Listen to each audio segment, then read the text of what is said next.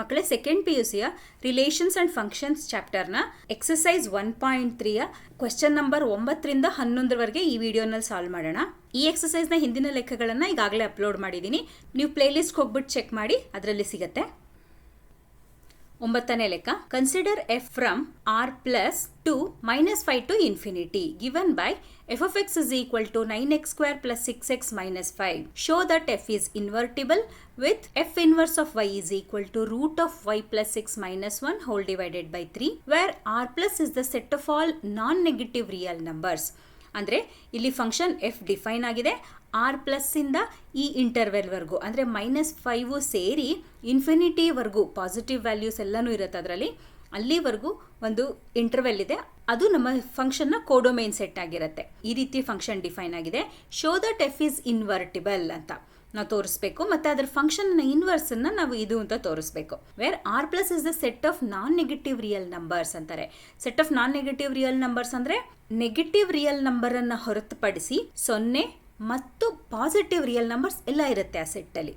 ಮಕ್ಕಳೇ, ಈ ರೀತಿ ಲೆಕ್ಕನ second PUC question paper part D ನಲ್ಲಿ 5 ನಂಬರ್ಗೆ ಕೇಳ್ತಾರೆ. ತುಂಬಾ ಸುಲಭ ಇರುತ್ತೆ ಅರ್ಥ ಮಾಡ್ಕೊಳ್ಳೋದು. ಸುಲಭವಾಗಿ 5 ನಂಬರ್ ತಗೊಂಡ್ಬಿಡಬಹುದು. ಈಗ ನೋಡಿ, ಫಂಕ್ಷನ್ ಡಿಫೈನ್ ಆಗಿರೋ ರೀತಿ ಇದು.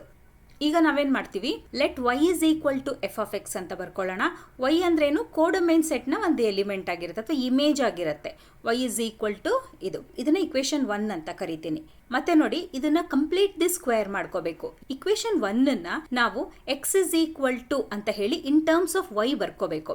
ನೋಡಿ, 9x ಸ್ಕ್ವೇರ್ ಅಂತ ಇದೆಯಲ್ಲ, ಅದನ್ನ 3x ಹೋಲ್ ಸ್ಕ್ವೇರ್ ಅಂತ ಬರೀಬಹುದು. ಮತ್ತೆ 6x ಅಂತ ಇದೆ. 6x ಅನ್ನ ನಾವು 2 into 3x ಅಂತ ಬರೀಬಹುದು. ಅಂದ್ರೆ 2 into 1 into 3x ಆಯ್ತು. ಅಂದ್ರೆ ಇದು a ಸ್ಕ್ವೇರ್ ಪ್ಲಸ್ 2ab ಆಯ್ತು. ಅಂದ್ರೆ b ಸ್ಕ್ವೇರ್ ಯಾವುದು? ಇದರಲ್ಲಿ b ಸ್ಕ್ವೇರ್ 1 ಆಗಿರುತ್ತೆ. ನೋಡಿ, a square plus b square plus 2ab ಫಾರ್ಮ್ನಲ್ಲಿ ನಾವು ಇದನ್ನು ಬರ್ಕೊತಾ ಇದೀವಿ. ಆದರೆ ಇಲ್ಲಿ -5 ಇರೋದ್ರಿಂದ ನಾವು ಇಲ್ಲಿ +1 ಮಾಡಿದ್ರೆ -1 ಮಾಡಬೇಕಾಗತ್ತೆ. ಅವಾಗ ಇದು -6 ಆಗುತ್ತೆ. ಮಕ್ಕಳೇ, ಕಂಪ್ಲೀಟಿಂಗ್ ದ ಸ್ಕ್ವೇರ್ ವರ್ಗವನ್ನು ಪೂರ್ತಿ ಮಾಡೋದು ನೀವು ಈಗಾಗಲೇ ಹೈಸ್ಕೂಲ್ನಲ್ಲಿ ಮಾಡಿರ್ತೀರಾ. ಅದಕ್ಕೆ ನಾನು ಡೀಟೇಲ್ ಆಗಿ ಹೇಳ್ತಾ ಇಲ್ಲ. ಈಗ ಇದಿಷ್ಟನ್ನು ನಾನು 3x + 1 ಹೋಲ್ ಸ್ಕ್ವೇರ್ ಅಂತ ಬರ್ಕೋಬಹುದು. -6 ಹಾಗೆ ಉಳಿಯುತ್ತೆ. f of x is equal to this ಅಥವಾ y is equal to ಇದು.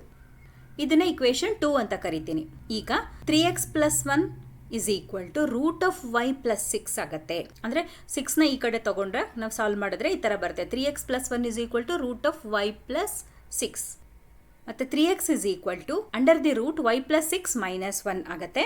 ಮತ್ತೆ x is equal to root of y plus 6 minus 1 by 3. ಮಕ್ಕಳೇ, ಇಲ್ಲಿ ನಾವು ಪ್ಲಸ್ ಆರ್ ಮೈನಸ್ ತಗೋಬೋದಾಗಿತ್ತು. ಯಾಕೆ ಪ್ಲಸ್ ಆರ್ ಮೈನಸ್ ತಗೊಂಡಿಲ್ಲ, ಬರೀ ಪ್ಲಸ್ ತಗೊಂಡಿದೀವಿ ಅಂತ ನೀವು ಹೇಳ್ಬೋದಾ? ನೀವು ಇದನ್ನ ನೋಡ್ಬಿಟ್ಟು ನನಗೆ ಕಮೆಂಟ್ ಮಾಡಿ. ನಾನು ಹಿಂಟ್ ಕೊಡ್ತೀನಿ. ಡೊಮೈನ್ ಸೆಟ್ ಅನ್ನ ನೋಡ್ಬಿಟ್ಟು ನೀವು ಇದರಿಂದ ಡಿಸೈಡ್ ಮಾಡಬಹುದು. ಹೇಳಿ, ನಾನು ಯಾಕೆ ಇಲ್ಲಿ ಬರೀ ಪ್ಲಸ್ ತಗೊಂಡಿದ್ದೀನಿ, minus root of y plus 6 ಯಾಕೆ ತಗೊಂಡಿಲ್ಲ? ಇದ್ರ ಹಿಂದಿನ ಲೆಕ್ಕದಲ್ಲಿ ನಾವು ಮಾಡಿದ್ವಿ. ನೀವು ಅದನ್ನ ನೋಡಿದ್ರೆ ಗೊತ್ತಾಗುತ್ತೆ. ಇದನ್ನ ನಾವು x is equal to in terms of y ಬರ್ಕೊಂಡಿರೋದನ್ನ ಇಕ್ವೇಶನ್ 3 ಅಂತ ಕರಿತೀನಿ. ಈಗ ನಾವು ಒಂದು ಫಂಕ್ಷನ್ g ಅನ್ನ ಡಿಫೈನ್ ಮಾಡೋಣ. ಫಂಕ್ಷನ್ g ಹೇಗೆ ಬರುತ್ತೆ? ಇದು -5, ಇನ್ಫಿನಿಟಿ ಡೊಮೈನ್ ಸೆಟ್ ಆಗುತ್ತೆ. r plus set of non negative real numbers codomain set ಆಗುತ್ತೆ. ನಮ್ಮ ಫಂಕ್ಷನ್ ಹೇಗಿರುತ್ತೆ? g of y is equal to x ಅಂತ ಒಂದು ಫಂಕ್ಷನ್ ಡಿಫೈನ್ ಮಾಡಿದೀವಿ. ಇವಾಗ x ಅಂದ್ರೆ ಏನು ನಾವಿಲ್ಲಾಗಲೇ ಕಂಡು ಹಿಡ್ಕೊಂಡಿದೀವಿ. ಇಕ್ವೇಶನ್ 3 ಇಂದ ನಮಗೆ ಗೊತ್ತು. ಸೊ g of y ಏನಾಗುತ್ತೆ? Root of y plus 6 minus 1 whole divided by 3 ಬರುತ್ತೆ. ಇದನ್ನು ನಾನು ಇಕ್ವೇಶನ್ 4 ಅಂತ ಕರಿತೀನಿ. ಮೊದಲಿಗ g ಸರ್ಕಲ್ f ಮಾಡೋಣ. ಡಿಫೈನ್ ಮಾಡಿರೋ ಫಂಕ್ಷನ್ g ಈ ಫಂಕ್ಷನ್ f ನ ಇನ್ವರ್ಸ್ ಆಗತ್ತೆ ಅನ್ನಕ್ಕೆ ನಾವೇನು ಪ್ರೂವ್ ಮಾಡಬೇಕು ಹೇಳಿ? g ಸರ್ಕಲ್ f ಮತ್ತು f ಸರ್ಕಲ್ g ಎರಡು ಐಡೆಂಟಿಟಿ ಫಂಕ್ಷನ್ ಬರುತ್ತೆ ಅಂತ ಪ್ರೂವ್ ಮಾಡಬೇಕಲ್ವಾ? ಅದಕ್ಕೆ ಮೊದಲು g ಸರ್ಕಲ್ f ಮಾಡೋಣ. g ಸರ್ಕಲ್ f ಅಂದರೆ g of f of x. ಇವಾಗ ನಾನು ಫಂಕ್ಷನ್ g ಹೇಗೆ ಡಿಫೈನ್ ಆಗಿದೆ ಈಗಷ್ಟೇ ನೋಡಿದ್ವಲ್ವಾ? Root of y plus 6 minus 1 by 3. But ಇಲ್ಲೇನು ಬಂದಿದೆ? f of x ಇರೋದ್ರಿಂದ root of f of x plus 6 minus 1 by 3 ಅಂತ ಬರ್ಕೊಂಡಿದ್ದೀನಿ. ಮತ್ತೆ f of x ಈಗಾಗಲೇ ನಮಗೆ ಗೊತ್ತಿರೋ ತರ ಏನಿದೆ, ಅವ್ರು ಕೊಟ್ಟಿದಾರಲ್ಲ 9x ಸ್ಕ್ವೇರ್ ಅಂತ ಇಕ್ವೇಶನ್ ಕೊಟ್ಟಿದಾರಲ್ಲ, ಅದನ್ನ ಬರೆಯಲ್ಲ. ನಾವು ಯಾವ್ದನ್ನ ಬರಿತೀವಿ? ಕಂಪ್ಲೀಟಿಂಗ್ ದ ಸ್ಕ್ವೇರ್ ಮಾಡಿದ್ವಲ್ಲ, 3x + 1 ಹೋಲ್ ಸ್ಕ್ವೇರ್ -6 ಅಂತ ಅದನ್ನ ಬರ್ಕೊಳ್ಳೋಣ. ಮತ್ತೆ ಇಲ್ಲಿ +6 ಹಾಗೆ ಇದೆ, -1 ಹೋಲ್ ಡಿವೈಡೆಡ್ ಬೈ 3 ಆಗುತ್ತೆ. ಇವಾಗ ರೂಟ್ ಒಳಗಡೆ +6 -6 ಕ್ಯಾನ್ಸಲ್ ಆಗುತ್ತೆ. ಆಗ g ಸರ್ಕಲ್ f ಏನು ಬರುತ್ತೆ? Root of 3x + 1 whole square -1 whole divided by 3 ಆಗುತ್ತೆ. ಈಗಿದು ರೂಟ್ ಇದೆ ಮತ್ತೆ ಹೋಲ್ ಸ್ಕ್ವೇರ್ ಇದೆ, ಅವೆರಡು ಕ್ಯಾನ್ಸಲ್ ಆಗಿ 3x + 1 -1 ಹೋಲ್ ಡಿವೈಡೆಡ್ ಬೈ 3 ಆಯಿತು. ಮತ್ತೆ +1 - 1 ಕ್ಯಾನ್ಸಲ್ ಆಗಿ 3x/3 = x ಆಗುತ್ತೆ. ಈಗ ನೋಡಿ, ನಾವು ಶುರು ಮಾಡಿದ್ದು ಯಾವ್ದ್ರಿಂದ? ಎಕ್ಸ್ ಇಂದ. ಡೊಮೇನ್ ಎಲಿಮೆಂಟು ಎಕ್ಸ್ ಆಗಿದೆ. ಎಫ್ ಮ್ಯಾಪಿಂಗ್ ಆಯ್ತು, ಜಿ ಮ್ಯಾಪಿಂಗ್ ಆದ್ಮೇಲೂ ನಮಗೆ ಎಕ್ಸೇ ಬಂತಿದೆ. ಅಂದ್ರೆ ಏನರ್ಥ? G circle f identity relation ಆಯ್ತು IR. Function f circle g ನ domain set of non negative real numbers ಆಗಿದೆ. ಅದಕ್ಕೆ IR+ ಅಂತ ಬರ್ದಿರ್ತೀವಿ. ಇದನ್ನ ನಾನು ಇಕ್ವೇಶನ್ 5 ಅಂತ ಕರಿತೀನಿ. ಈಗ ಎಫ್ ಸರ್ಕಲ್ ಜಿ ನೋಡೋಣ. ಎಫ್ ಸರ್ಕಲ್ ಜಿ ಅಂದ್ರೆ f(g(y) ಆಗತ್ತೆ. ಫಂಕ್ಷನ್ ಎಫ್ ಡಿಫೈನ್ ಆಗಿರೋ ರೀತಿ ಹೇಗೆ ನಾನು ನಿಮ್ಗೆ ಹೇಳಿದೆ ನೋಡಿ. ನಾವು ಇಲ್ಲಿ f(x) ಯೂಸ್ ಮಾಡುವಾಗ ನಾವು ಇಕ್ವೇಶನ್ 2ನೇ ಯೂಸ್ ಮಾಡಿದ್ವಿ. ಈಗಷ್ಟೇ ಜಿ ಸರ್ಕಲ್ ಎಫ್ ಮಾಡಿದಾಗ್ಲೂ ನಾವು ಇದನ್ನ ಕನ್ಸಿಡರ್ ಮಾಡಲಿಲ್ಲ. 9x² + 6x - 5 ಮಾಡಲಿಲ್ಲ. ನಾವು ಮಾಡಿದ್ದು ಯಾವುದು? ಅದನ್ನೇ ಕಂಪ್ಲೀಟ್ ದ ಸ್ಕ್ವೇರ್, ವರ್ಗ ಪೂರ್ತಿ ಮಾಡಿದ್ಮೇಲೆ ಬರ್ದಿದೀವಲ್ಲ ಇಕ್ವೇಶನ್ 2, ಅದನ್ನ ಕನ್ಸಿಡರ್ ಮಾಡ್ತಾ ಇದೀವಿ. ಯಾಕೆ ಅಂದ್ರೆ ನಮಗೆ ರೂಟ್ ಬರುತ್ತೆ, ಇಲ್ಲಿ ಹೋಲ್ ಸ್ಕ್ವೇರ್ ಇದ್ರೆ ಸಿಂಪ್ಲಿಫೈ ಮಾಡೋದು ಸುಲಭ ಆಗತ್ತೆ. ಅದಕ್ಕೋಸ್ಕರ ಈಗಲೂ ನಾನು ಮತ್ತೆ ಫಂಕ್ಷನ್ ಎಫ್ ಕನ್ಸಿಡರ್ ಮಾಡಿದ್ರೆ ಇಕ್ವೇಶನ್ 2ನೇ ಮಾಡ್ತೀನಿ. ಹಾಗಾಗಿ ನೋಡಿ, ಫಂಕ್ಷನ್ ಎಫ್ ಏನಾಯ್ತು? 3x + 1 ಹೋಲ್ ಸ್ಕ್ವೇರ್ -6 ಇತ್ತಲ್ಲ, ಎಕ್ಸ್ ಇರೋ ಜಾಗದಲ್ಲಿ g(y) ಬರ್ದಿದ್ದೀನಿ. ಏನಂತ? 3 ಹಾಗೆ ಇರುತ್ತೆ. g(y)ಗೆ √(y + 6 - 1 ಹೋಲ್ /3 ಆಗುತ್ತೆ. ಮತ್ತೆ +1 ಅನ್ನು ಹಾಗೆ ಬರ್ದಿದ್ದೀವಿ. ಮತ್ತೆ ಇಲ್ಲಿ ಹೋಲ್ ಸ್ಕ್ವೇರ್ ಇದೆ, ಅದಕ್ಕೆ ಹೋಲ್ ಸ್ಕ್ವೇರ್ -6 ಆಯ್ತು. ಇಲ್ಲಿ 3 ಮತ್ತೆ 3 ಕ್ಯಾನ್ಸಲ್ ಆಗತ್ತೆ. ಆಗ √(y + 6 - 1 + 1 ಹೋಲ್ ಸ್ಕ್ವೇರ್ -6. ಈಗ ಮತ್ತೆ ಸ್ಕ್ವೇರ್ ಒಳಗಡೆ +1 ಮತ್ತೆ -1 ಕ್ಯಾನ್ಸಲ್ ಆಗುತ್ತೆ. ಅವಾಗ √(y + 6 ಹೋಲ್ ಸ್ಕ್ವೇರ್ -6 ಆಯಿತು. ಮತ್ತೇನಾಯ್ತದು? y + 6 -6 +6 - 6 ಕ್ಯಾನ್ಸಲ್ ಆಗಿ y ಬಂತು. ಅಂದರೆ ಎಫ್ ಸರ್ಕಲ್ ಜಿ ಏನು ಬಂತು? y ಬಂತು. ಅಂದರೆ ಮತ್ತೆ ಐಡೆಂಟಿಟಿ ನಾವು ಶುರು ಮಾಡಿದ್ದು ಯಾವ ಎಲಿಮೆಂಟಿಂದ? y ಇಂದ. ಸೊ ನಮಗೆ ಮತ್ತೆ ಜಿ ಮ್ಯಾಪಿಂಗ್ ಆಗಿ ಎಫ್ ಮ್ಯಾಪಿಂಗ್ ಆದಮೇಲೂ ನಮಗೆ ವೈಯೇ ಬಂದಿರೋದ್ರಿಂದ ಇದು ಐಡೆಂಟಿಟಿ ಫಂಕ್ಷನ್ ಆಗತ್ತೆ. ಸೊ ಎಫ್ ಸರ್ಕಲ್ ಜಿ ಕೂಡ ಐಡೆಂಟಿಟಿ ಫಂಕ್ಷನ್. ಐ ಇಂಟರ್ವೆಲ್ ಏನು ಬರುತ್ತೆ? -5, ಇದನ್ನ ಇಕ್ವೇಶನ್ 6 ಅಂತ ಹೇಳ್ತೀನಿ. ಅಂದರೆ ಫ್ರಮ್ ಇಕ್ವೇಶನ್ 5 and 6 ನಾವೇನು ಮಾಡಬಹುದು? ಎಫ್ ಸರ್ಕಲ್ ಜಿ ಮತ್ತು ಜಿ ಸರ್ಕಲ್ ಎಫ್ ಎರಡೂ ಐಡೆಂಟಿಟಿ ಆಗಿರೋದ್ರಿಂದ ಫಂಕ್ಷನ್ ಎಫ್ ಇನ್ವರ್ಟಿಬಲ್ ಆಗುತ್ತೆ. ಅದಕ್ಕೊಂದು ಇನ್ವರ್ಸ್ ಎಕ್ಸಿಸ್ಟ್ ಆಗತ್ತೆ. ಅದು ಇನ್ವರ್ಸ್ ಯಾವುದು? ಬೇರೆ ಯಾವುದೂ ಅಲ್ಲ, ನಾವು ಡಿಫೈನ್ ಮಾಡಿದ್ವಲ್ಲ g(y), ಅದೇ ಫಂಕ್ಷನ್ ಎಫ್ ನ ಇನ್ವರ್ಸ್. ಅದಕ್ಕೇನಂತ ಬರೆಯೋಣ? F inverse of y = g(y) = √(y + 6 - 1/3 ಅಂತ ಆಯಿತು. ಇಷ್ಟು ಬರೆದ್ರೆ ಮಕ್ಕಳೇ ನಿಮಗೆ 5 ಮಾರ್ಕ್ಸ್ ಪೂರ್ತಿಯಾಗಿ ಸಿಕ್ಬಿಡುತ್ತೆ. ಸುಲಭ ಇದೆ, ಖಂಡಿತ ಕಲ್ತ್ಕೊಳ್ಳಿ. ಈಗ 10ನೇ ಲೆಕ್ಕ. Let F from x to y B N invertible function. Show that F has unique inverse. ನೋಡಿ ಮಕ್ಕಳೇ, ಯಾವುದೇ ಫಂಕ್ಷನ್ಗಾಗಲಿ, ಒಂದು ಮೆಟ್ರಿಕ್ಸ್ಗಾಗಲಿ ಅಥವಾ ಯಾವುದೇ ಒಂದು ಎಲಿಮೆಂಟ್ಗಾಗಲಿ ಇನ್ವರ್ಸ್ ಇದ್ದರೆ ಅದು ಒಂದೇ ಯುನೀಕ್ ಇನ್ವರ್ಸ್ ಇರುತ್ತೆ. ಅದಕ್ಕೆ 2, 3, 4 ಇನ್ವರ್ಸ್ಗಳೆಲ್ಲ ಇರಲ್ಲ. ಫಂಕ್ಷನ್ ಎಫ್ಗೆ ಯುನೀಕ್ ಇನ್ವರ್ಸ್ ಇರುತ್ತೆ ಅಂತ ನಾವು ತೋರಿಸ್ತೀವಿ. ಅವ್ರು ಏನು ಹಿಂಟ್ ಕೊಟ್ಟಿದ್ದಾರೆ ಅಂದರೆ ನೀವು ಹೆಂಗೆ ಸಾಲ್ವ್ ಮಾಡಬೇಕು ಅಂತ ಕೊಟ್ಟಿದ್ದಾರೆ. ಎಕ್ಸಾಮಲ್ಲಿ ಇದನ್ನು ಹಿಂಟ್ ಕೊಡಲ್ಲ, ಟೆಕ್ಸ್ಟ್ ಬುಕ್ನಲ್ಲಿ ಕೊಟ್ಟಿದ್ದಾರೆ. Suppose G1 and G2 are 2 inverse ಅಂದರೆ ನಾವು ಇಲ್ಲೇನು ಮಾಡ್ತೀವಿ? ಫಂಕ್ಷನ್ ಎಫ್ಗೆ 2 ಇನ್ವರ್ಸ್ ಇದೆ ಅಂತ ಅಂದ್ಕೊಂಡು ಆಮೇಲೆ ಅದು ಇನ್ವರ್ಟಿಬಿಲಿಟಿ ಕಂಡೀಷನ್ ಇರುತ್ತಲ್ಲ, ಅದನ್ನು ಚೆಕ್ ಮಾಡೋಣ. ಎಫ್ 1 ಫಂಕ್ಷನ್ ಆಗಿರೋದನ್ನ ಉಪಯೋಗಿಸಿ ಅಂತ ಕೊಟ್ಟಿದ್ದಾರೆ. ಈಗ ನಾವು ಸಾಲ್ವ್ ಮಾಡೋಣ. Let F from x to y is invertible function. ಅಂದರೆ ಫಂಕ್ಷನ್ನು ಇನ್ವರ್ಟಿಬಲ್. ಯಾವುದೇ ಫಂಕ್ಷನ್ನು ಇನ್ವರ್ಟಿಬಲ್ ಅಂದ್ರೇನು? 1 ಮತ್ತೆ ಆನ್2 ಆಗಿರಲೇಬೇಕು. ಬೈಜೆಕ್ಟಿವ್ ಆದರೆ ತಾನೇ ಅದಕ್ಕೊಂದು ಇನ್ವರ್ಸ್ ಇರುತ್ತೆ. 1 ಮತ್ತೆ ಆನ್2 ಆಗಲೇಬೇಕು. ಮತ್ತು ಇನ್ವರ್ಟಿಬಲ್ ಅಂದ ತಕ್ಷಣ ಅದಕ್ಕೊಂದು ಇನ್ವರ್ಸ್ ಇದೆ ಅಂತಾನೆ ಅರ್ಥ. ಅಂದರೆ ಇನ್ವರ್ಸ್ ಇದೆ 1 and ಆನ್2 ಅಂದರೆ ಆ ಫಂಕ್ಷನ್ ಇನ್ವರ್ಟಿಬಲ್ಲು. ಇನ್ವರ್ಟಿಬಲ್ ಫಂಕ್ಷನ್ ಅಂದ್ರೆ ಏನರ್ಥ? 1 and ಆನ್2 ಎರಡೂ ಆಗಿದೆ ಮತ್ತು ಅದಕ್ಕೊಂದು ಇನ್ವರ್ಸ್ ಇದೆ ಅಂತಾನೆ ಅರ್ಥ. ವೈಸ್ ವರ್ಸ. ಆಯ್ತಾ? ಈಗ ನಾವೇನ್ ಮಾಡೋಣ? ಅವ್ರು ಕೊಟ್ಟಿರೋ ಹಿಂಟ್ ಪ್ರಕಾರ 2 ಇನ್ವರ್ಸ್ಗಳಿದೆ ಅಂತ ಅಸ್ಯೂಮ್ ಮಾಡ್ಕೊಳ್ಳೋಣ. Let G1 and G2 be 2 inverses of the function f. Function ಎಫ್ಗೆ 2 ಇನ್ವರ್ಸ್ಗಳಿದೆ ಅಂತ ಅಸ್ಯೂಮ್ ಮಾಡ್ಕೊಳ್ಳೋಣ. ಇನ್ವರ್ಸ್ ಇದೆ ಅಂತಂದ್ರೇನು? G1 ಒಂದು ಇನ್ವರ್ಸು. ಹೇಗದು? ಇವಾಗ F is from x to y ಅಂದ್ರೆ G1 ಏನಾಗಬೇಕು? y to x ಅಲ್ವಾ? ಸೊ G1 ಡಿಫೈನ್ ಮಾಡಿದ್ವಿ y to x ಇಂದ. G2 ಇನ್ನೊಂದು ಇನ್ವರ್ಸು ಸೆಟ್ y ಇಂದ ಸೆಟ್ x ಗೆ. ಈಗ ನಾವೇನ್ ಮಾಡ್ತಿದೀವಿ? ಎಫ್ ಸರ್ಕಲ್ G1 ಮಾಡೋಣ. ಎಫ್ ಸರ್ಕಲ್ G1 ಯಾವ್ದಕ್ ಬರುತ್ತೆ? y ಇಂದ y ಬರುತ್ತೆ. ಸೆಟ್ ಎಫ್ ಸರ್ಕಲ್ G2 ಏನಾಗತ್ತೆ? y to y ಬರುತ್ತೆ. F circle G1 is equal to identity. Assume ಮಾಡ್ಕೊಳ್ಳೋಣ. ಫಂಕ್ಷನ್ ಎಫ್ ಇನ್ವರ್ಟಿಬಲ್, ಅದಕ್ಕೆ ಫಂಕ್ಷನ್ ಒಂದು ಇನ್ವರ್ಸ್ ಇದೆ. ಎಫ್ ಸರ್ಕಲ್ G1 ಅಂತ ಮಾಡಿದಾಗ G1 ಫಂಕ್ಷನ್ ಎಫ್ ನ ಇನ್ವರ್ಸ್ ಅಂದ್ರೆ ಏನರ್ಥ? ನಮ್ಗೆ ಇಲ್ಲಿ ಐಡೆಂಟಿಟಿ ತಾನೇ ಬರಬೇಕು. IY ಅಂತ ಬರ್ಕೊಂಡಿದೀವಿ ಅಂದ್ರೆ ಐಡೆಂಟಿಟಿ ಬಂದಿದೆ ಅಂತ. ಮತ್ತೆ ಎಫ್ ಸರ್ಕಲ್ G2 ಎಫ್ ನ ಇನ್ವರ್ಸ್ ಆಗಿರೋದ್ರಿಂದ ಕಾಂಪೋಸಿಷನ್ ಮಾಡಿದ ತಕ್ಷಣ ನಮಗೆ ಮತ್ತೆ ಐಡೆಂಟಿಟಿನೇ ಬರಬೇಕು. ಅದನ್ನೇ ಬರ್ಕೊಂಡಿದೀವಿ. F circle G1 is equal to f circle G2 is equal to identity function. ಇವಾಗ ನಾವು ಇದನ್ನು ಬರೆಯೋಣ ಹೇಗೆ. ಎಫ್ ಸರ್ಕಲ್ G1 ಅಂದ್ರೆ f of G1 of y is equal to f of G2 of y is equal to IY. ನಾವು ಈಗ ಬರೀಬಹುದಲ್ಲ, G1 of y is equal to G2 of y ಅಂತ ಆಗುತ್ತೆ. ಅಂದ್ರೆ G1 is equal to G2. ಹೆಂಗ್ ಬಂತು ಇದು ನೋಡಿ. ಫಂಕ್ಷನ್ ಎಫ್ ಇನ್ವರ್ಟಿಬಲ್ ಅಂದ ತಕ್ಷಣ ಏನು, ಇದು 1 ಆಯ್ತು. ಅವರು ಕ್ಲೂ ಕೊಟ್ಬಿಟ್ಟಿದ್ದಾರೆ ಇಲ್ಲಿ, F11 ಅನ್ನೋದನ್ನ ಉಪಯೋಗಿಸಿ ಅಂತ. ನೋಡಿ 1 ಫಂಕ್ಷನ್ ಆದ್ರೆ ಹೇಗೆ, f of x1 is equal to f of x2 ಆದ್ರೆ x1 is equal to x2 ಆಗ್ಲೇಬೇಕಲ್ವಾ. ನಾವು ಅದನ್ನ ನಾವಿಲ್ಲಿ ಉಪಯೋಗಿಸಿದೀವಿ. So f of G1 of y is equal to f of G2 of y ಅಂದ್ರೆ G1 of y is equal to G2 of y ಆಗತ್ತೆ. ಅಂದ್ರೆ G1 ಮತ್ತೆ G2 ಎರಡು ಒಂದೇ ಫಂಕ್ಷನ್. ಅಂದ್ರೆ ಎಫ್ ಗೆ ಎರಡು ಇನ್ವರ್ಸ್ ಗಳಿಲ್ಲ, ಅದಕ್ಕಿರೋದು ಒಂದೇ ಇನ್ವರ್ಸ್. ಅಂದ್ರೆ ಯಾವುದೇ ಫಂಕ್ಷನ್ ಗೆ ಇನ್ವರ್ಸ್ ಎಕ್ಸಿಸ್ಟ್ ಆದ್ರೆ ಅದು ಯುನೀಕ್ ಆಗಿರುತ್ತೆ, ಒಂದೇ ಆಗಿರುತ್ತೆ. ಅದಕ್ಕೆ ಒಂದಕ್ಕಿಂತ ಹೆಚ್ಚು ಇನ್ವರ್ಸ್ ಇರಲ್ಲ ಅಂತ ಅರ್ಥ. 11ನೇ ಲೆಕ್ಕ. Consider f from the set 1, 2, 3 to a, b, c given by f of 1 a, f of 2 is b, f of 3 is c. ನೋಡಿದ ತಕ್ಷಣ ಗೊತ್ತಾಗುತ್ತೆ ಏನು, 1, 1 ಅಂಡ್ ಆನ್ 2 ಆಗಿದೆ. Find f inverse. ಮೊದಲು ಎಫ್ ಇನ್ವರ್ಸ್ ಕಂಡು ಹಿಡಿಬೇಕು. Show that f inverse of inverse is equal to f ಅಂತ ಹೇಳ್ತಾರೆ. ಫಂಕ್ಷನ್ ಎಫ್ ನ ಇನ್ವರ್ಸ್ಗೆ ಅದಕ್ಕೆ ಇನ್ವರ್ಸ್ ತಗೊಂಡಾಗ ಮೊದಲು ಏನಿತ್ತಲ್ಲ ಫಂಕ್ಷನ್ ಎಫ್ ಅದೇ ಆಗಿರುತ್ತೆ ಅಂತ ನಾವು ತೋರಿಸ್ಬೇಕು. ನಮ್ಗೆ ಗೊತ್ತಾಗ್ತಾ ಇದೆ f is both 1, 1 and on 2 ಅಂತ. ಈಗ ನಾವೇನ್ ಮಾಡೋಣ, ಫಂಕ್ಷನ್ ಜಿ ಡಿಫೈನ್ ಮಾಡೋಣ. Let's define function g from a, b, c to 1, 2, 3 ಅಂದ್ರೆ ಡೊಮೇನ್ ಕೋಡೊಮೇನ್ ಇಂಟರ್ಚೇಂಜ್ ಆಗಿದೆ. ಮತ್ತೆ ಮ್ಯಾಪಿಂಗ್ ಹೇಗಾಗಬೇಕು, ಇಲ್ಲಿಂದ ನೋಡಿ, ಎಫ್ ಫ್ರಮ್ ಈ ಸೆಟ್ಟಿನಿಂದ ಈ ಸೆಟ್ಟಿಗೆ ಡಿಫೈನ್ ಆಗಿದ್ರೆ ಫಂಕ್ಷನ್ ಜಿ ಹೇಗ್ ಡಿಫೈನ್ ಆಗಬೇಕು, ಇದರಿಂದ ಈ ಸೆಟ್ಟಿಗೆ ಆಗಬೇಕು. ಮ್ಯಾಪಿಂಗ್ ಚೇಂಜ್ ಆಗಲ್ವಲ್ಲ. G of a is equal to 1, g of b is equal to 2, g of c is equal to 3 ಅಂತ ಡಿಫೈನ್ ಆಗಿದೆ. ಈಗ ನಾವು ಫಂಕ್ಷನ್ ಡಿಫೈನ್ ಮಾಡಿದೀವಿ, ಬಟ್ ಅದೇ ಇನ್ವರ್ಸ್ ಅಂತ ಪ್ರೂವ್ ಮಾಡಕ್ಕೆ ಕಂಡೀಷನ್ ಏನು, ಎಫ್ ಸರ್ಕಲ್ ಜಿ ಮತ್ತೆ ಜಿ ಸರ್ಕಲ್ ಎಫ್ ಎರಡು ಐಡೆಂಟಿಟಿ ಬರಬೇಕು. ಸೊ ಅದನ್ನು ಮಾಡ್ಬಿಡೋಣ. ಜಿ ಸರ್ಕಲ್ ಎಫ್ ಮತ್ತೆ ಎಫ್ ಸರ್ಕಲ್ ಜಿ ಎರಡು ಮಾಡ್ಬಿಡೋಣ.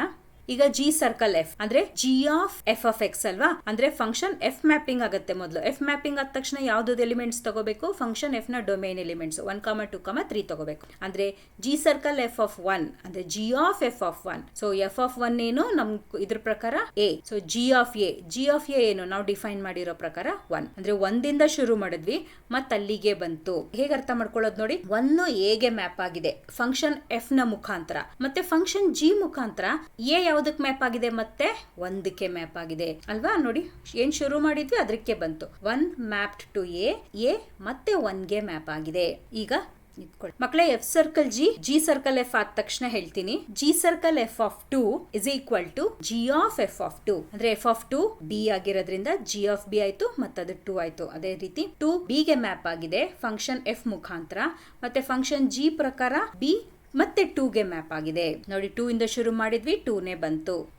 ಈಗ ಜಿ ಸರ್ಕಲ್ ಎಫ್ ಆಫ್ 3 ಅಂದ್ರೆ g of f of 3, F of 3 ಅಂದ್ರೆ ಸಿ ಮ್ಯಾಪ್ ಆಗಿದೆ. G of c is equal to 3 C ಗೆ ಮ್ಯಾಪ್ ಆಗಿದೆ ಫಂಕ್ಷನ್ ಎಫ್ ಪ್ರಕಾರ, ಮತ್ತೆ ಸಿ ಫಂಕ್ಷನ್ ಜಿ ಪ್ರಕಾರ 3ಕ್ಕೆ ಮ್ಯಾಪ್ ಆಗಿದೆ.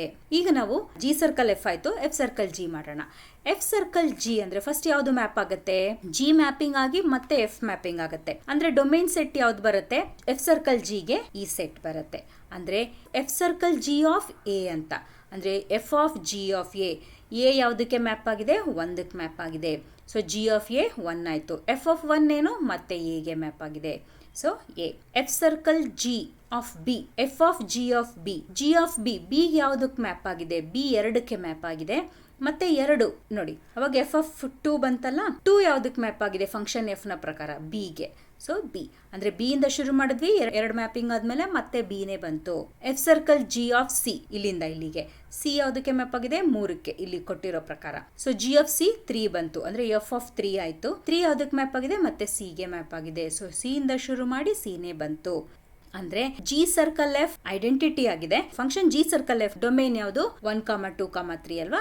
ಸೊ ಅದಕ್ಕೆ ಐಡೆಂಟಿಟಿ 1, 2, 3 ಬರ್ದಿದೀವಿ. ಮತ್ತೆ ಇವಾಗ ಎಫ್ ಸರ್ಕಲ್ ಜಿ ನ ಐಡೆಂಟಿಟಿ ಯಾವುದು ನೋಡಿ, ಇದ್ರಲ್ಲಿ ಫಸ್ಟ್ ಮ್ಯಾಪಿಂಗ್ ಆಗೋದು ಜಿದು. ಸೊ ಜಿದು ಡೊಮೇನ್ ಯಾವುದು, ಅದೇ ಆಗುತ್ತೆ a, b, c. So identity of a, b, c ಅಂತ ಬರೆದ್ವಿ. ಇದರಿಂದ ಏನರ್ಥ ಆಯ್ತು, ಎಫ್ ಸರ್ಕಲ್ ಜಿ ಮತ್ತೆ ಜಿ ಸರ್ಕಲ್ ಎಫ್ ಎರಡು ಐಡೆಂಟಿಟಿ ಫಂಕ್ಷನ್ ಬಂತು. ಅಂದ್ರೆ ಅದಕ್ಕೆ ಅರ್ಥ ಏನು, ಜಿ ಮತ್ತೆ ಎಫ್ ಒಂದು ಇನ್ನೊಂದರ ಇನ್ವರ್ಸ್ ಆಗಿದೆ ಅಂತ. ಸೊ ನಮಗೆ ಗೊತ್ತಾಗಿದ್ದೇನು, ಫಂಕ್ಷನ್ ಜಿ ನಾವು ಡಿಫೈನ್ ಮಾಡಿದ್ದು ಬೇರೆ ಯಾವ ಫಂಕ್ಷನ್ ಅಲ್ಲ, ಫಂಕ್ಷನ್ ಎಫ್ ನ ಇನ್ವರ್ಸ್. ಅದು ಇದಕ್ಕೊಂದು ಇನ್ವರ್ಸ್ ಎಕ್ಸಿಸ್ಟ್ ಆಗತ್ತೆ, ಮತ್ತೆ ಅದು ಫಂಕ್ಷನ್ ಜಿನೇ ಆಗಿದೆ. So function g is equal to f inverse ಅಂತ ಆಯ್ತು. ಈಗ ನೋಡಿ ಎರಡನೇ ಭಾಗಕ್ಕೆ show that f inverse of inverse is equal to f ಅಂತ. ಅಂದ್ರೆ ಈಗ ಇಲ್ಲಿ ಎಫ್ ಇನ್ವರ್ಸ್ ಮಾಡಿದ್ವಲ್ಲ, ಅದೇನೋ ಫಂಕ್ಷನ್ ಜಿ ಅಲ್ವಾ. ಈಗ ಎಫ್ ಇನ್ವರ್ಸ್ ಗೆ ಇನ್ನೊಂದ್ಸಲ ಇನ್ವರ್ಸ್ ಕಂಡು ಹಿಡಿದ್ರೆ ಅದು ಯಾವ ಫಂಕ್ಷನ್ ಆಗಿರತ್ತೆ ಅಂದ್ರೆ ಅದು ಫಂಕ್ಷನ್ ಎಫ್ ಆಗಿರುತ್ತೆ. ಅದಕ್ಕೆ ನಾವೇನ್ ಮಾಡೋಣ, ಈಗ ಫಂಕ್ಷನ್ ಎಫ್ ಇನ್ವರ್ಸ್ ಹೇಗಿದೆ ಅಂತ ಬರ್ದ್ಬಿಡೋಣ. ಮೊದಲು ಫಂಕ್ಷನ್ ಜಿ ಮುಖಾಂತರ ಬರ್ದಿದ್ವಲ್ಲ, ಅದನ್ನ ಎಫ್ ಇನ್ವರ್ಸ್ ಮುಖಾಂತರ ಬರ್ದು, ಅಂದ್ರೆ ಇವಾಗ ಜಿ ಇನ್ವರ್ಸ್ ಕಂಡು ಹಿಡಿದ್ರೆ ಏನು, ಎಫ್ ಇನ್ವರ್ಸ್ ಆಫ್ ಇನ್ವರ್ಸ್ ಅಲ್ವಾ, ಅದನ್ನ ಮಾಡೋಣ ಈಗ. therefore f inverse ಏನು, a, b, c to 1, 2, 3. But ಹೇಗಿದೆ ಅದು, f inverse of a is 1, f inverse of b is 2, f inverse of c is 3 ಅಂತ ಬಂದಿದೆ. ಈಗ ನಾವೇನ್ ಮಾಡ್ಬೇಕು, we have to define the inverse of g. Function g ನ inverse ಕಂಡು ಹಿಡಿಬೇಕು. ಅಂದ್ರೆ ಎಫ್ ಇನ್ವರ್ಸ್ ಗೆ ಇನ್ವರ್ಸ್ ಕಂಡು ಹಿಡಿಬೇಕು. ಸೊ ನಾವ್ ಇವಾಗ ಎಫ್ ಇನ್ವರ್ಸ್ ಆಫ್ ಇನ್ವರ್ಸ್ ಅಂತ ಪದೇ ಪದೇ ಹೇಳಿದ್ರೆ ಕನ್ಫ್ಯೂಷನ್ ಆಗುತ್ತೆ. ಅದಕ್ಕೆ ಏನ್ ಮಾಡೋಣ, ಜಿ ಇನ್ವರ್ಸ್ ಅಂತ ಹೇಳಿದಾಗ ನಮಗೂ ಅದು ಎಫ್ ಇನ್ವರ್ಸ್ ಆಫ್ ಇನ್ವರ್ಸ್ ಆಗುತ್ತೆ. ಸೊ ಲೆಟ್ ಅಸ್ ಡಿಫೈನ್ ಹೆಚ್. ಇವಾಗ ಇನ್ನೊಂದು ಫಂಕ್ಷನ್ ಡಿಫೈನ್ ಮಾಡೋಣ, ಹೆಚ್ ಅಂತ. ಅದೇನಾಗಿರ್ಬೇಕು, ಫಂಕ್ಷನ್ ಜಿ ಗೆ ಇನ್ವರ್ಸ್ ಆಗಿರ್ಬೇಕು. ಹೆಂಗ್ ಡಿಫೈನ್ ಮಾಡೋಣ, ಇವಾಗ ನೋಡಿ ಫಂಕ್ಷನ್ ಜಿ ಅಲ್ಲಿ ಯಾವ ಸೆಟ್ ಇಂದ ಯಾವ ಸೆಟ್ a, b, c ಇಂದ 1, 2, 3 ಅಲ್ವಾ. ಎಫ್ ಇನ್ವರ್ಸ್ ಜಿ ತಾನೆ. ಇಲ್ಲಿ ಹೆಚ್ ಹೆಂಗ್ ಆಗ್ಬೇಕು ಅವಾಗ, 1, 2, 3 ಇಂದ a, b, c ಆಗ್ಬೇಕು. ಸರಿ ಅಲ್ವಾ. H of 1 is a. Mapping ಎಲ್ಲ ನಾವು ಚೇಂಜ್ ಮಾಡೋ ಹಂಗಿಲ್ಲ. H of 1 is a, h of 2 is b, h of 3 is c ಅಂತ ನಾವು ಡಿಫೈನ್ ಮಾಡಿದ್ವಿ. ಇವಾಗ ನಾವು ಯಾಕೆಂದ್ರೆ ಕಾಂಪೋಸಿಷನ್ ಎಲ್ಲ ಮಾಡೋದ್ರಿಂದ ನಾವು ಮ್ಯಾಪಿಂಗ್ ಎಲ್ಲ ಇಲ್ಲೆಲ್ಲ ಅದ್ಲು ಬದಲು ಮಾಡೋಕ್ಕಾಗಲ್ಲ. ಸೊ ಫಂಕ್ಷನ್ ಹೆಚ್ ಅನ್ನ ಡಿಫೈನ್ ಮಾಡಿದೀವಿ. ಈಗ ನಾವೇನ್ ಮಾಡ್ಬೇಕು ಅಂತಂದ್ರೆ ಜಿ ಸರ್ಕಲ್ ಹೆಚ್ ಮಾಡ್ಬೇಕು. ಅಂದ್ರೆ ಡಿಫೈನ್ ಮಾಡಿರೋ ಫಂಕ್ಷನ್ ಮತ್ತೆ ಜಿ, ಅಂದ್ರೆ ಜಿ ಮತ್ತೆ ಹೆಚ್ ಒಂದು ಇನ್ನೊಂದರ ಇನ್ವರ್ಸ್ ಹೌದಾ ಅಲ್ವಾ ಅಂತ ಜಿ ಸರ್ಕಲ್ ಹೆಚ್ ಮತ್ತೆ ಹೆಚ್ ಸರ್ಕಲ್ ಜಿ ಮಾಡಿ ನೋಡ್ಬೇಕು. ಇವಾಗ ಫಸ್ಟ್ ಜಿ ಸರ್ಕಲ್ ಹೆಚ್ ಮಾಡೋಣ. G of h of x ಆಯ್ತು. G of h of x ಅಂದ್ರೆ ಇವಾಗ ಫಸ್ಟ್ ಯಾವ ಮ್ಯಾಪಿಂಗ್ ಆಗುತ್ತೆ, ಹೆಚ್ ಮ್ಯಾಪಿಂಗ್ ಆಗಿ ಆಮೇಲೆ ಜಿ ಮ್ಯಾಪಿಂಗ್ ಆಗುತ್ತೆ. ಹೆಚ್ ಮ್ಯಾಪಿಂಗ್ ಅಂದ ತಕ್ಷಣ ಅದ್ರದ್ದು ಡೊಮೇನ್ ಯಾವುದು, 1, 2, 3. So g circle h of 1 is equal to g of h of 1. H of 1 ಏನು, a. So g of a ಬಂತು. ಜಿ ಆಫ್ ಎ ಏನು, ಎಫ್ ಇನ್ವರ್ಸ್ ತಾನೆ. ಜಿ ಆಫ್ ಎ ಏನು, 1. ಸೊ ಇದು 1 ಇಂದ ಶುರು ಮಾಡಿದ್ವಿ, 1 ಬಂತು. ಮತ್ತೆ ಜಿ ಸರ್ಕಲ್ ಹೆಚ್ ಆಫ್ 2 ಆಯ್ತು. G of h of 2, g of h of 2 ಅಂದ್ರೆ ಜಿ ಆಫ್ ಬಿ ಬಂತು. ಜಿ ಆಫ್ ಬಿ ಏನು, 2, 2 ಬಂತು.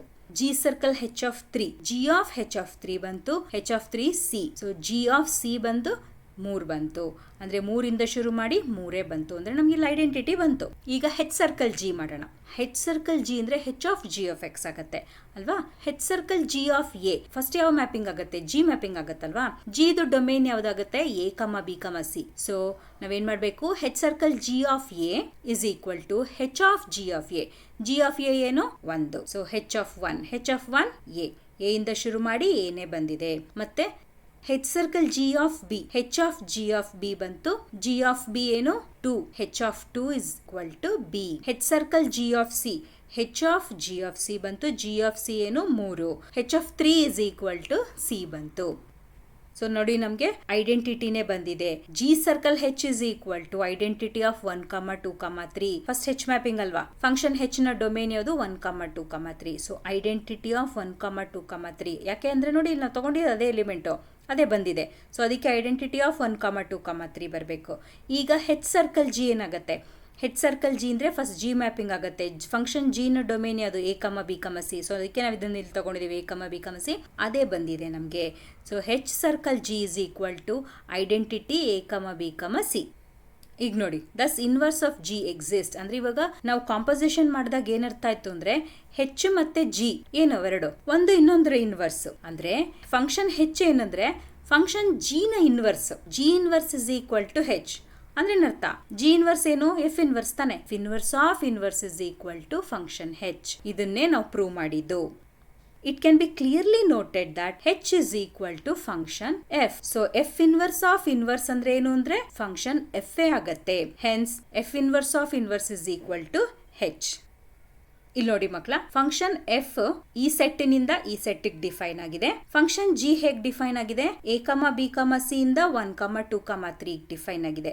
ಮತ್ತೆ ಫಂಕ್ಷನ್ ಜಿಗೆ ಇನ್ವರ್ಸ್ ಅಂದ್ರೆ ಏನಾಗಬೇಕು, ಮತ್ತೆ 1, 2, 3 ಇಂದ a, b, c ಗೆ ಡಿಫೈನ್ ಆಗಬೇಕು. ಸೊ ಹಾಗೆ ಆಗಿದೆ. ಅಂದ್ರೆ ಏನರ್ಥ, ಅದು ಫಂಕ್ಷನ್ ಹೆಚ್ ಬೇರೆ ಯಾವುದೂ ಅಲ್ಲ, ಫಂಕ್ಷನ್ ಎಫ್ ಎ ಆಗತ್ತೆ. ಅಂದ್ರೆ g inverse is equal to f inverse of inverse is equal to h. ಅದೇನೋ ಫಂಕ್ಷನ್ ಎಫ್ ಎ ಆಗಿದೆ.